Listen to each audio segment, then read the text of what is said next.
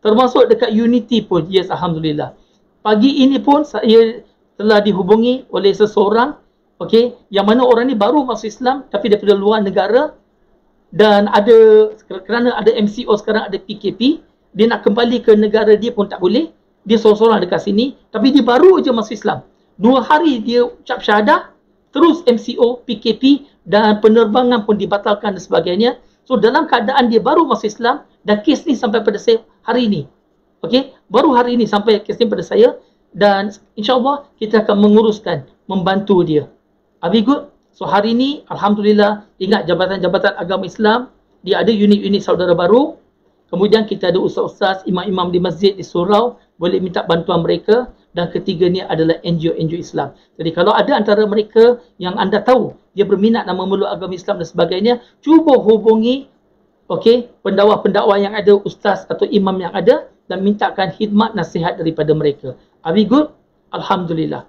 Okey, sekarang ini kita nak bincang satu lagi topik. Tapi sebelum kita bincang topik ni, saya nak bagi tahu awal-awal. Topik ni sensitif ya. Memang sensitif. Tapi suka tak suka, saya kena bincang juga. Dan topik yang saya nak bincang ini adalah birokrasi pengislaman di jabatan-jabatan agama. Oh, kalau dengar tajuk ni memang hot and spicy. Betul kan? Saya tahu. Tapi saya terpaksa share ini. Tetapi sebelum saya cakap apa-apa, okey, yang pertama jangan dengar sekerat-kerat. Dengar sampai habis dulu. Yang pertama, saya nak kongsi apakah cabaran-cabaran yang mu'alaf biasa lalui, iaitu birokrasi di jabatan-jabatan agama. Tetapi kebanyakan daripada cabaran ini ialah cabaran yang biasa kami lalui 20 tahun yang lepas, 24 tahun yang lepas bila saya memeluk Islam, 30 tahun yang lepas. Are we good? Banyak daripada cabaran ini adalah cabaran yang kami lalui dulu. Dan kebanyakan daripada cabaran-cabaran ini, alhamdulillah, pada hari ini sudah diatasi. Dan ada banyak penambahbaikan. Mungkin anda akan bertanya, Brother Shah, kalau hari ini jabatan agama dah perbaiki, dah okey, dan kenapa nak ungkit balik cerita lama? Kenapa nak bagi tahu benda-benda yang lama? Kan dah settle. Okey, jawapan balik pada anda, relax, jangan marah. Okey, jawapan balik pada anda ialah begini. Saya nak share pengalaman ini supaya benda ini tidak berulang sekali lagi secara tidak sedar di masa hadapan. Ini lebih kepada prevention. Perkara kedua, bagi anda yang mendengar, tolong jangan ada satu sikap nak menyalahkan orang lain. Jangan ada sikap nak menyalahkan jabatan agama, nak menyalahkan ustaz, ustazah, nak menyalahkan imam, nak menyalahkan NGO Islam. Jangan nak ada sikap nak menyalahkan orang lain. No. Sebelum kita menyalahkan orang lain, tanya diri sendiri dulu, what have I done? Apa yang aku telah lakukan? Apa yang pernah aku sumbang? Apa sumbangan aku selama ni? Tanya soalan itu dulu.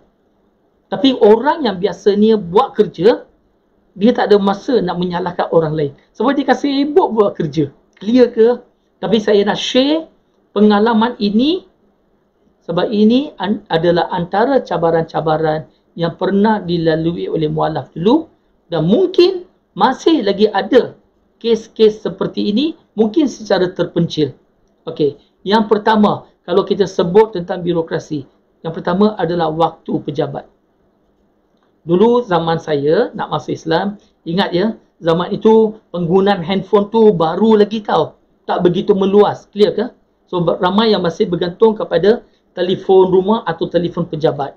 Jadi bila seseorang tu nak memeluk agama Islam, dia akan kontak, contohnya dia akan kontak, tuan, ini tempat memasuk Islam ke? Ya, betul. Di konteks jabatan agama lah katakannya. Ini tempat ke masuk Islam? Ya, betul. Ini tempat masuk Islam. Bagus. Sudah lama saya cari. Akhirnya baru saya dapat nombor. Ya, sini boleh masuk Islam.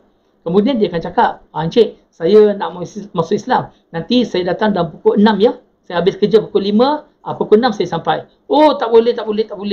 Kita tutup pejabat pukul 5. anda kena datang sebelum pukul 5. Ini antara cabaran yang kami lalui dulu. Kalau nak masuk Islam, kena masuk Islam waktu pejabat. Clear ke? Kemudian bila seseorang tu dia ambil MC, dia pun pergi ke pejabat agama, lalu dia kata, Encik, ini saya telefon hari tu. Oh ya ke? Bagus. Masuk Islam, ya masuk. Okey, isi borang. So dia pun kena isi borang, isi borang. Dah habis isi borang, dia katanya, ada bawa tak gambar? Oh, gambar saya tak bawa. Oh, kena ada gambar pasport 3 keping. Contohnya, ada tempat mungkin 4 keping, ada tempat 3 keping, dia bergantung dekat mana kita pergi. Oh, gambar tak ada. Oh, you kena ambil gambar dulu, baru datang. Dulu nak ambil gambar bukan semudah hari ini tau. So terpaksalah dia tak dapat masuk Islam pada hari tu, termasuklah dia ambil cuti sekali lagi, dan kali ni bawa gambar. Bila datang bawa gambar, dia kata, bagus, gambar dah ada, okey, semua dah ada. Ada tak bawa saksi 2 orang? Oh, saksi saya tak ada, kena 2 orang Islam. Oh, tak ada kawan Islam. Ada masalah. Kalau dulu birokrasi ni memang ada berlaku. Tetapi hari ini saya nak ucapkan syabas kepada jabatan-jabatan agama yang terdapat di seluruh negara Malaysia. Alhamdulillah, dah ada penambahbaikan yang cukup bagus. Subhanallah. Dan saya kena share satu pengalaman yang berlaku. Okey. Dia adalah seorang ustaz yang berkhidmat dengan JAIS, Jabatan Agama Islam Selangor. Dan yang saya cerita ini adalah 20 tahun lepas tau. 20 years ago. Pada tahun 2000. Okey, awal 2000. Okey. Nama dia Ustaz Maskur. Itu nama dia. Dia berkhidmat dengan JAIS, Jabatan Agama Islam Selangor. Saya berjumpa dengan seorang Cina yang nak memeluk agama Islam. Okey, dia berkawan dengan girlfriend dia bangsa Melayu, Islam. So mereka berkawan, bercinta, jadi mereka nak berkahwin.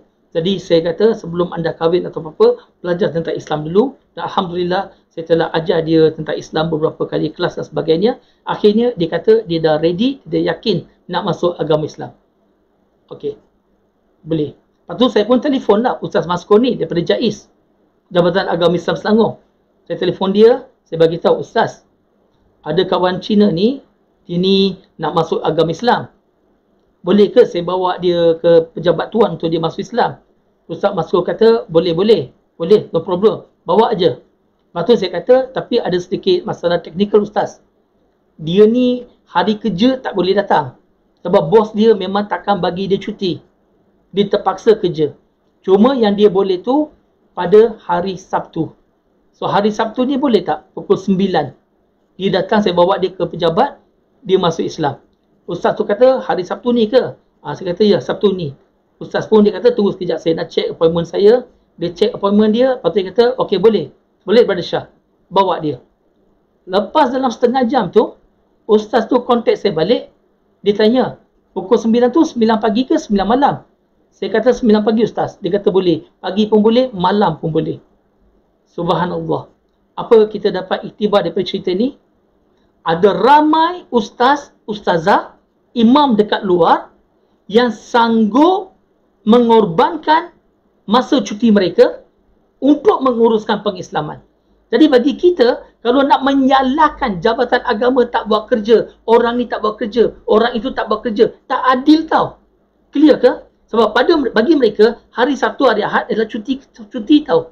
Tapi mereka sanggup keluar pada waktu cuti. Sanggup mengislamkan. Subhanallah. So ada ramai di luar ustaz-ustazah yang cukup bagus. Apa yang perlu kita buat bukan mencari kesalahan orang lain, bukan condemn orang lain, tetapi kita saling membantu antara satu sama lain.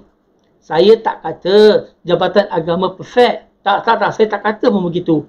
Masih ada kekurangan, masih ada kelemahan, masih ada penambahbaikan yang perlu dilakukan.